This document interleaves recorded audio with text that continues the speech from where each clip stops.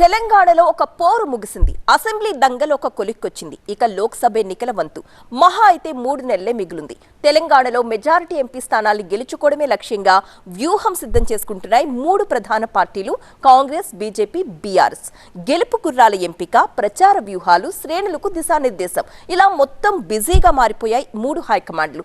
రేవంత్ నేతృత్వంలో ఎన్నికల కమిటీ ఏర్పాటైంది. ఇవాళ రేపు ఎన్నికల సన్నాహక సమావేశాలతో సమరానికి సై అంటోంది బీజేపీ.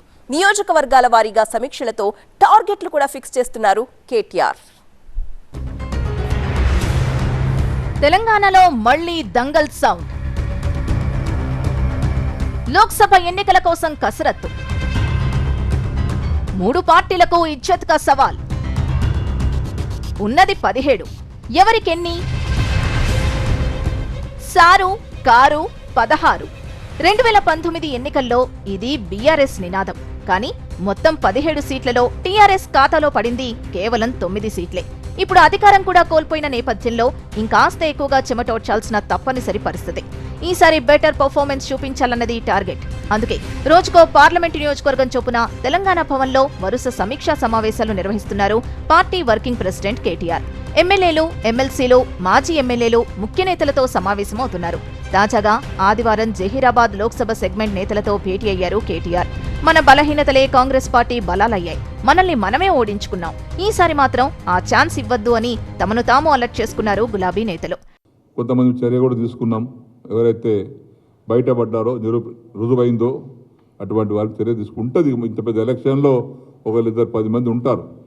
కానీ సహజంగా చాలామంది కార్యకర్తలు 1-2% వినాయితే 98%, 99% కార్యకర్తలు ప్రాణం తెగి పనిచేశారు.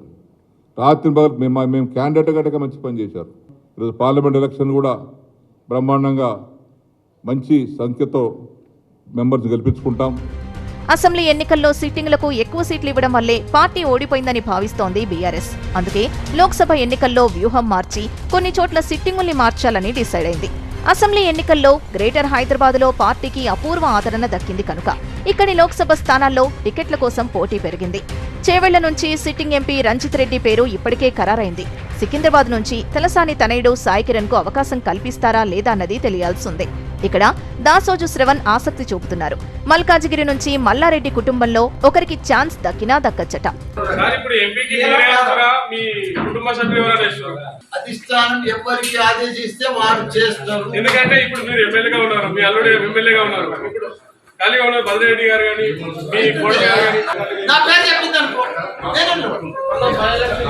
అటు లోక్సభ ఎన్నికల్లో పోటీ చేయాలంటూ వర్కింగ్ ప్రెసిడెంట్ కేటీఆర్ పై గులాబీ శిబిరంలో ప్రపోజల్స్ వినిపిస్తున్నాయి.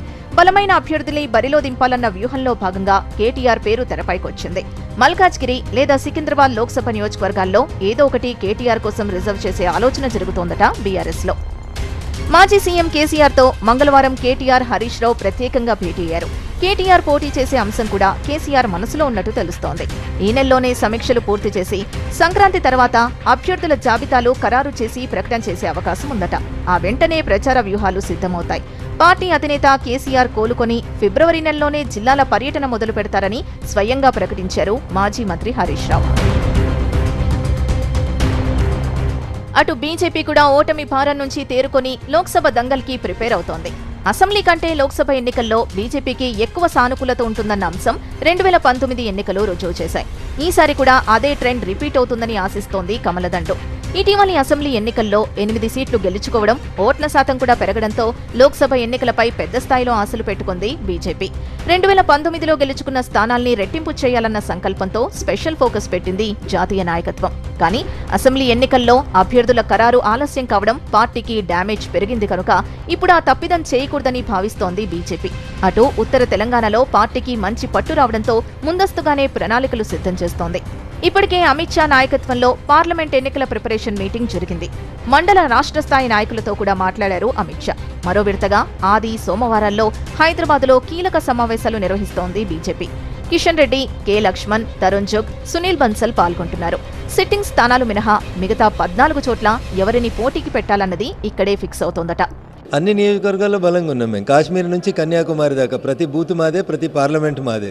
3వ సారి నరేంద్ర మోడీ గారిని అధికారంలోకి తీసుకొని రావడంతో పాటు దేశ చరిత్రలోనే అన్ని ఎంపీ స్థానాలు ఎవరు గెలవనంత గొప్ప రిజల్ట్ని ఇవ్వాలనేటువంటి దిశగా అడుగులు పడతా ఉన్నాయి. అది భారతీయ జనతా పార్టీకి ఒక పార్లమెంటరీ పార్టీ బోర్డు అని ఒక విధానం ఉంటుంది.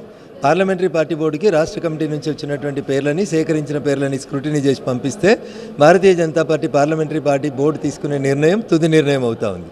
Yes, as you rightly said, పోయినసారి నేను మెదక్ పార్లమెంట్ నుంచి పోటీ చేసినాను కాబట్టి ఈసారి కూడా పార్టీ అవకాశం ఇస్తే పోటీ చేయాలనేటువంటి ఆలోచనలో ఉన్నాను. ఈ సమావేశంలోనే క్యాంపెయిన్ షెడ్యూల్ కూడా ఖరారు కాబోతోంది. ప్రతి లోక్సభ సెగ్మెంట్లో 2 బహిరంగ సభలు మోదీ, అమిత్ షా, నడ్డా పర్యటనలు ఎక్కువగా ఉండేలా ప్లాన్ చేస్తున్నారు. ఈ నెల చివరి వారం నుంచే తెలంగాణలో ప్రచార హోరు మొదలు పెట్టబోతోంది కమలం పార్టీ. అసెంబ్లీ ఎన్నికల్లో విజయం సాధించి అధికారంలోకి వచ్చిన కాంగ్రెస్ పార్టీ లోక్సభ ఎన్నికల్లో కూడా ఇదే ఊపు కంటిన్యూ చేయాలన్న తపనతో ఉంది.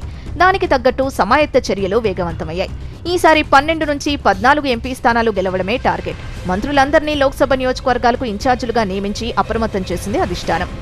వీలైనంత త్వరగా 6 గ్యారంటీల్ని అమలు చేసి వాటినే ప్రచారాస్త్రాలుగా మార్చుకొని ఆ ధీమాతోనే పార్లమెంట్ ఎన్నికలకు వెళ్లాలన్నది ప్లాన్. 10కి తగ్గకుండా సీట్లు సాధించి అపోజిషన్ ఎదుట తలెత్తుకు తిరగాలన్నది టార్గెట్. అంతే సీరియస్ గా సీఎం రేవంత్ అధ్యక్షతన 25 మంది సభ్యులతో పీసీసీ ఎన్నికల కమిటీ ఏర్పాటైంది. విడతల వారీగా సమావేశమై అభ్యర్థుల్ని ఖరారు చేసి కేంద్ర ఎన్నికల కమిటీకి ఇస్తారు. అక్కడ జరిగే వడబోత తర్వాత ఫైనల్ లిస్టు రిలీజ్ అవుతుంది.